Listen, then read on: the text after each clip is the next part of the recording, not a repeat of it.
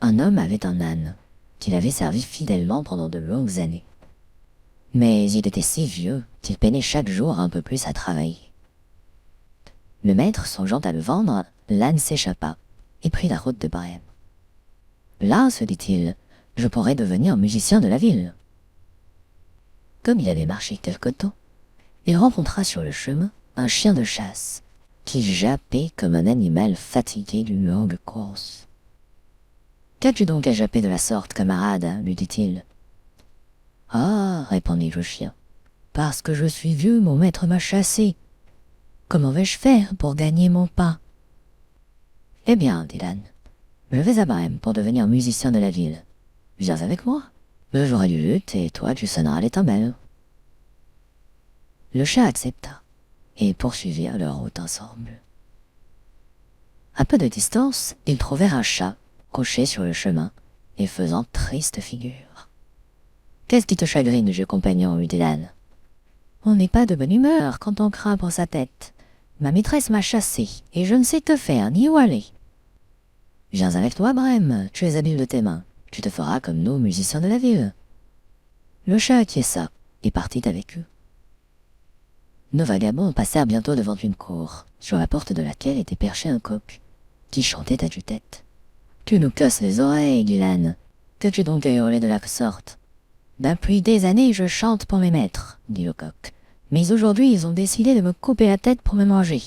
Alors je chante une dernière fois, avant d'être transformé en coq au vin. »« Allons, dit l'âne. Viens plutôt à Brême avec nous. Ce sera mieux que de finir dans une marmite. Tu as une bonne voix, nous pourrons faire de la musique ensemble. » Le coq trouva la proposition de son goût, et ils détalèrent tous les quatre ensemble. Ils ne pouvaient atteindre la ville de Brême le jour même, et arrivèrent le soir dans une forêt où ils comptaient passer la nuit. L'âne et le chien s'établirent sous un grand arbre. Le chat y grimpa, et le coq prit son envol pour aller se percher à la cime où, pensait-il, il se trouverait plus en sûreté. Avant de s'endormir, comme il promenait son regard à l'horizon, il vit dans le lointain une petite lumière. Il cria à ses compagnons qu'il devait y avoir une maison à peu de distance, puisqu'on percevait une clarté. « Allons-y, dit l'âne.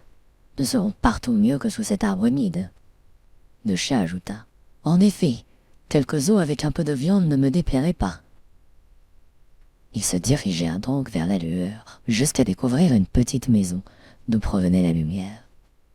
C'était une maison de brigands, le repère d'une bande de vauriens qui terrorisaient les environs. L'âne, comme le plus grand, s'approcha de la fenêtre et regarda en dedans du logis. « Que vois-tu là, compagnon ?»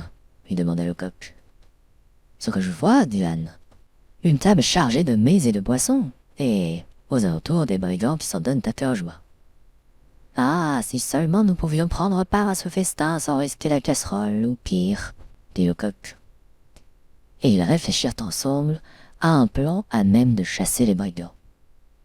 Après quelques instants d'intense discussion, ils passèrent à l'action. L'âne se dressa d'abord en posant ses pieds sur le devant de la fenêtre. Le chien monta sur le dos de l'âne, le chat grimpa sur le chien, le coq prit son envol et se posa sur la tête du chat. Cela fait, ils commencèrent ensemble à faire un vacarme épouvantable. L'âne se mit à braire, le chien à aboyer, le chat à miauler, le coq à chanter, puis ils se précipitèrent par la fenêtre en enfonçant les carreaux qui volèrent en éclats. Les voleurs, devant tant de bruit, crurent un monstre ou un fantôme les attaquer, et ils se sauvèrent, épouvantés, dans la forêt.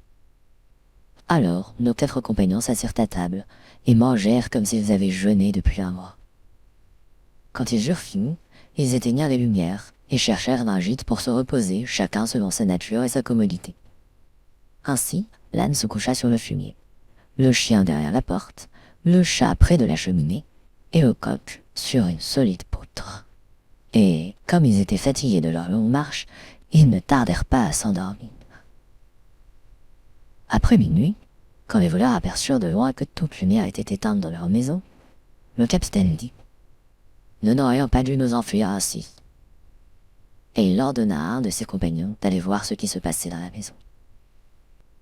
En s'approchant de la maison, il constata que tout était calme. Il entra dans la cuisine et voulut allumer la lumière. Il prit donc une allumette et approcha de la cheminée. Mais, comme il tendait la main vers les yeux brillants du chat, Pensant qu'il s'agissait de Braise, ce dernier le sauta au visage et le griffa en crachant.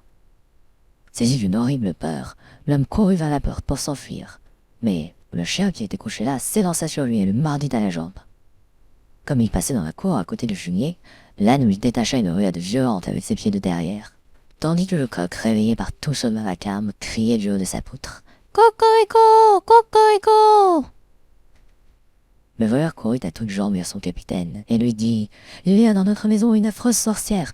Elle m'a égratigné la figure avec ses longs doigts. Devant la porte, il y a un homme armé d'un couteau avec lequel il m'a entaillé la jambe. Dans la cour se tient un monstre noir qui m'a assommé d'un coup de massue. Et au haut du toit est installé un juge qui criait « Parlez-le! Parlez-le !» Aussi me suis-je enfui aussi vite que possible. Et depuis lors, les brigands n'osèrent plus s'aventurer dans la maison. Et nos 4 musiciens de Brême s'y trouvèrent si bien que jamais ils ne la quittèrent.